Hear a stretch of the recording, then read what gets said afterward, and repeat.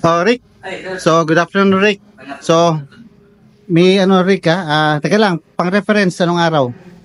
Martes. Martes, May May 28, 2024. Okay, for reference video natin. So, ngayon, Rick, ako naman ang magkasabi sa iyo. May nagtanong. May nagtanong. Oh, tapos regarding sa slab. Oh, regarding sa one-way tsaka two-way slab. Ano ba daw 'yun? Kasi yung iba kasi palagi nag-message iba-iba sila. So sabi ko hindi talaga hindi ang point ko is may nagsasabi na basic lang 'yan. Ang dali lang 'yan, two-way tsaka one way. Pero yung iba hindi alam. Kaya sabi sa message, "Sir, paano naman kami na hindi kami technical o paano namin maintindihan yung one-way tsaka two-way slab?" Kaya sabi ko, sige, gagawin nating level 1 explanation. O kung meron pa mas mababa sa level 1, level 0.05. Oh, no. At hindi nakakaawa rin naman kasi sabi ko, sige, pagbigyan na natin. Alright, so ito nagkat ako, 'di ba? Ito Rick, dito. Kailangan natin i-demo kunin ko muna tong yan. So i-demo natin. Ito nagkat ako ng bond paper. Equal side yan, 7 perfect square. Pareho ng sukat, yan. Yan. Sabihin, ito yung example lang slab natin. So, ano ibig sabihin, magsimula tayo sa two-way. Ano ibig sabihin ng two-way slab? Ang sabihin ng two-way slab is, two-way, dalawang direction siya magbe-bend. So, magbe-bend siya sa direction na ganito, magbe-bend siya sa direction na ganon, sabay-sabay. O, pakibuhat, Rick. Hindi, yung yung kamay mo, yan, ganyan lang, no?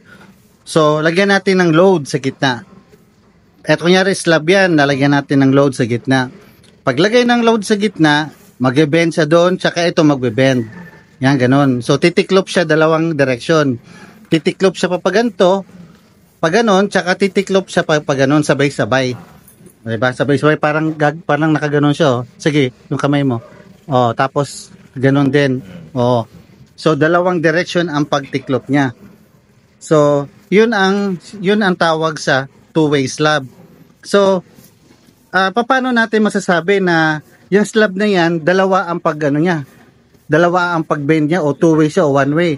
Bakit hindi siya pwedeng magbend lang sa isang direction? Yung dito na tayo sa rule. Pag sinabi mong two-way slab, magsisimula ka sa perfect square. Yan.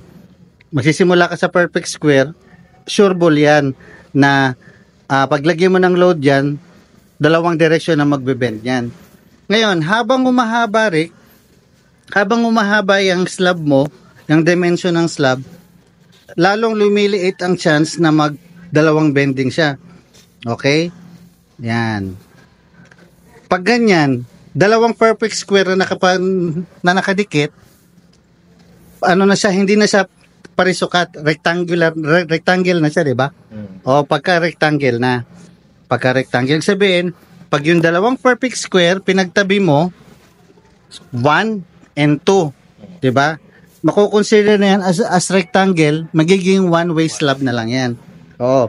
Kasi ang sa formula sa code natin is, long direction, i-divide mo sa short, long direction, i-divide mo sa short direction, pag yung answer is 2, pataas, 2.1, basta 2, one way na.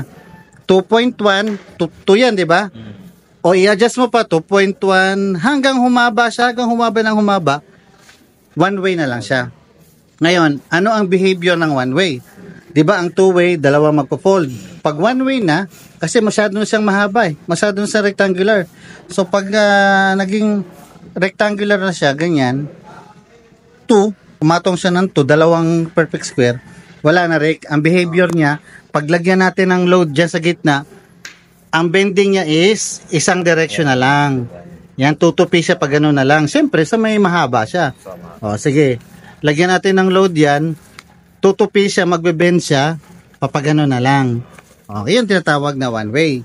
Hindi na siya magbe-bend, hindi na siya titiklop sa dalawang direction. O, yan ang tinatawag na one way. Alam mo Rick, sa code natin sa NECP tsaka sa ACI, ang pinaka-critical sa slab, mag-design ka is ang deflection. or bending. Yun lang, wala nang iba. Magbasa ka ng mga code, Indian, British, 'di ba? American o yung sa atin NSAP. Yung mga word doon na sinasabi critical sa slab is bending or deflection. Okay? So I hope na catch up nung mga baguhan talaga. Yung iba alam na nila yan. Alam na nila yon yung sinasabing pag pumatong ng 2 papataas, yun na yun. Yun na yun na pag perfect square, diyan magsisimula ang two-way slab. Bakit? Ang bending dalawang side. Okay, habang nagiging rectangular yan, habang umahaba, lumiliit ang chance na mag-bend sa dalawang direction. Pagka yung dalawa, nagtabi na, dalawang perfect square, di ba rectangular na yan? Yan. Long direction divided by short direction is equal to 2. Pag pumatong ng 2, makukonsider na yan as one way kasi yung bend niya isang direction na lang.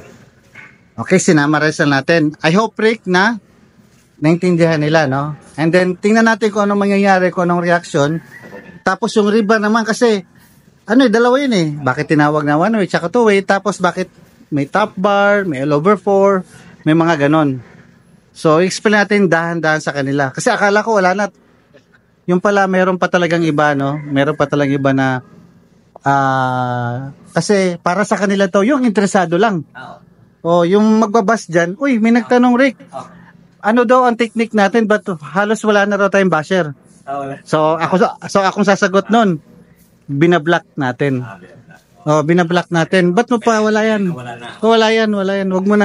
Wag natin pag-isipan yung, wag natin pasalihin sa community yung mga basher. Kasi wala rin yun.